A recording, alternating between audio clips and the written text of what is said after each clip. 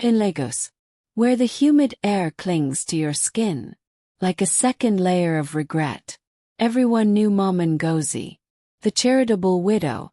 They said her late husband, a once prosperous trader in electronics at Alaba Market, died suddenly 5 years ago. Heart attack, the neighbors whispered, though some claimed it was poison from a jealous rival. Whatever the truth, Mama Ngozi emerged from her mourning period like a phoenix, her sorrow transformed into an endless well of generosity. She fed half the street from her modest kitchen, where the aroma of jollof rice and thikigusi soup wafted out like an invitation. Struggling mothers found envelopes of cash slipped quietly into their bags at the market. Discovered bottles of medicine on their doorsteps at dawn. No note, no expectation of thanks. No one ever saw her ask for anything in return. People called it a blessing, a gift from God, or the ancestors called it impossible, suspicious. Even in a city like Lagos, where nothing comes free, and every favor has strings attached, like the tangled wires in my hospital's outdated equipment, her altruism felt like a mask, hiding something darker. My name is Amaka Okafor. I'm 34. A nurse at the Lagos University Teaching Hospital, where I spend my days mopping up blood, administering injections, and watching life slip away from those too poor to fight for it. I've seen enough suffering to know that kindness often comes with a price tag, hidden in the fine print. I live in a cramped 2-bedroom flat with my elderly mother and my younger brother Amaka, who drives a Kiki Napep for a living. Mama Ngozi's house was 3 doors down, a small bungalow, painted a fading yellow, that peeled in the relentless sun. Every morning, I'd see her on the veranda, elegant in simple Ankara wrappers, silver hair braided neatly, smiling at the children, who ran to greet her. She'd press sweets into their palms, pat their heads, and whisper something that made them giggle. But I noticed things others ignored. The children she helped never seemed to grow older. Their cheeks stayed round. Their eyes stayed wide. Innocent. Frozen. Sensitive. Night. I'd hear singing from her compound. Lullaby. Endless. Like a mother rocking a child that would never sleep. Before we go deeper, if stories of hidden darkness behind kindness speak to your soul, subscribe to Scary African Tales by Sanaa, because some hands give and never let go. Started with little Chidi, street boy everyone loved. Chiki, always selling pure water at the junction. His smile could light up the busiest road. One rainy afternoon, he collapsed. Hay fever, coughing blood. Doctors said malaria complications. Severe. No money for treatment. His mother wept openly in the hospital corridor. Mama Ngozi visited that evening. She walked into the ward, calm as always, placed a gentle hand on the woman's shoulder. Warm, reassuring. "Don't worry," she said softly. "I will take care of him." She paid for everything. Private ward, best drugs, blood transfusions. Chidi recovered in a week. Miraculous, they called it. Everyone praised her, called her an angel sent from above. But the next month, Chidi stopped coming to the junction. His mother said he was staying with relatives in the village to recover fully. I never saw him again. Then it was Ada, a teenage girl, bright as morning sun, lost her father in a road accident. Mother couldn't afford school fees. Ada was going to drop out.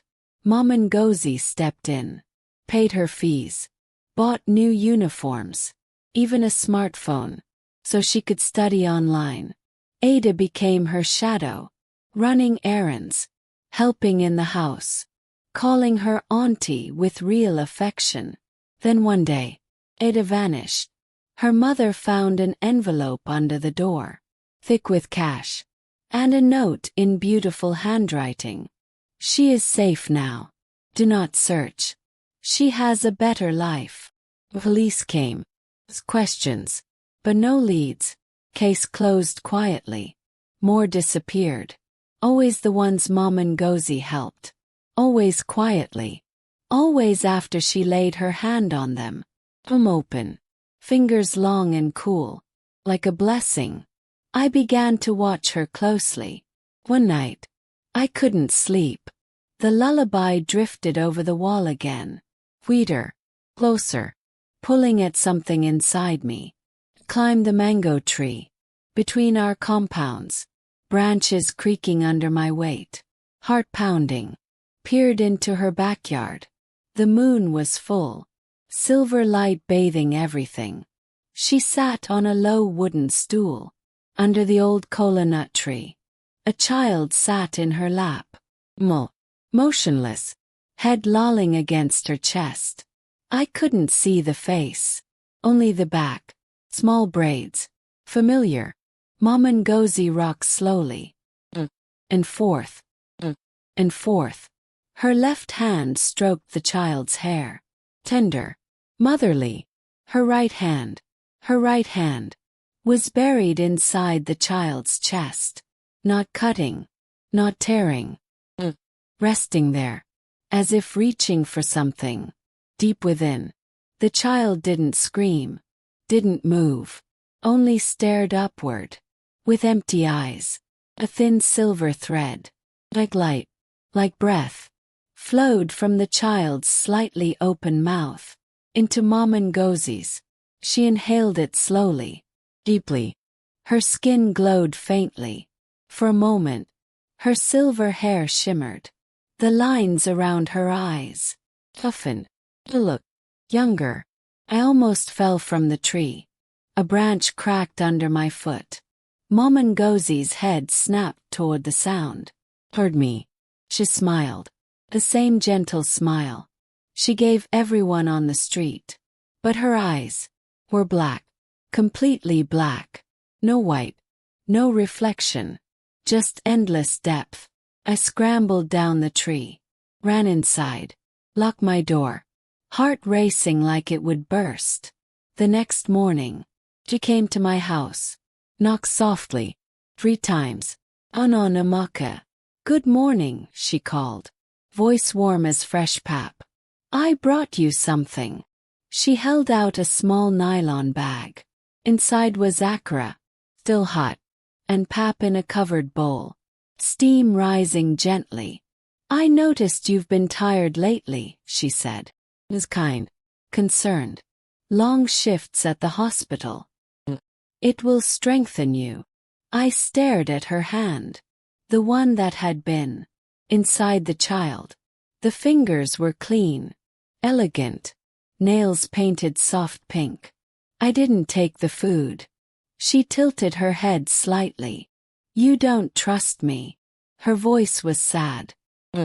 Like I'd wounded her deeply. Closed the door. Slowly. At night. My sister called from Abuja. Oma. Crying. Hysterical. Her husband had lost his job. 3 months behind on rent. Children hungry. No food in the house. I told her not to worry. I would send money. Somehow. But the next day. An envelope appeared under my door. Heavy. Full of crisp Naira notes. More than I earned in 3 months. A note in beautiful handwriting. For your sister and the children. From a friend who cares. I knew who it was from. I went to Mama Ngozi's house that evening. Sun setting red behind the rooftops. Banged on the gate. She opened it herself. Smiling. As if she'd been expecting me.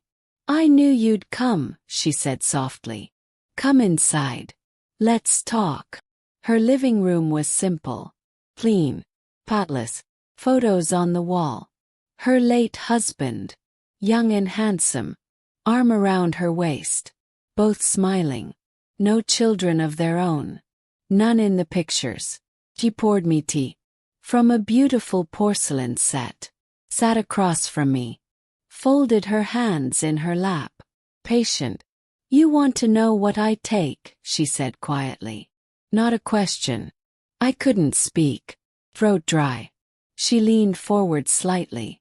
When my husband died, he left me nothing. Creditors took the house, the business, everything. I was going to hang myself. That night, in the darkness of grief, something came to me. Woman. Beautiful. Terrible. Skin like polished ebony. Eyes like deep wells. She wore white, but it was stained at the hem. She offered me a bargain. Help the needy, she said. Give freely. Love deeply. And in return, you may borrow their years. Not steal. Borrow. A year here. A month there. From those who wouldn't miss it. Orphans with no future. Sick children who would die anyway. The desperate. The broken. They give willingly. In their hearts.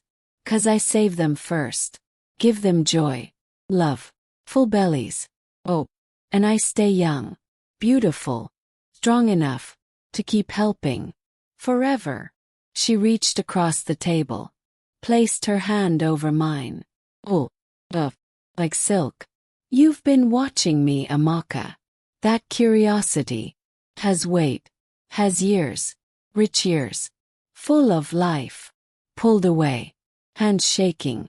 You're a monster. She laughed softly. Not cruel. Almost sad. No, my dear. I'm a mother. To all the children no one wanted. The ones the world forgot. I give them love. Before I take. Was more. Than the world ever did. I ran from the house. Into the darkening street. Heart pounding. That night. My sister called again. Laughing. Crying happy tears. Her husband got a better job. Bigger salary than before. They paid all debts. Moved to a nicer flat. Children enrolled in private school. How? Asked. Voice barely a whisper. She didn't know. Money just appeared. With a note. From a charitable friend. I haven't slept properly since. Because last week, I looked in the mirror. And saw it. A faint silver thread. At the corner of my mouth. Moving slightly. Like breath. But not mine. As if something was gently pulling. Taking tiny sips. Mama Ngozi still feeds the street. Still smiles at the children. Still gives freely. And every morning, she waves at me from her veranda. Her hand open. Palm up. Waiting. Patient. If a stranger offers you help you didn't ask for, be careful what you accept. 'Cause some gifts come with interest. And the charitable widow always collects. She's looking at you now. Through kind eyes. With an open hand. Will you take it? If this story of borrowed years stayed with you, subscribe to Scary African Tales by Sanaa. Like if you'd refuse her hand. Comment. I see her if you feel watched now.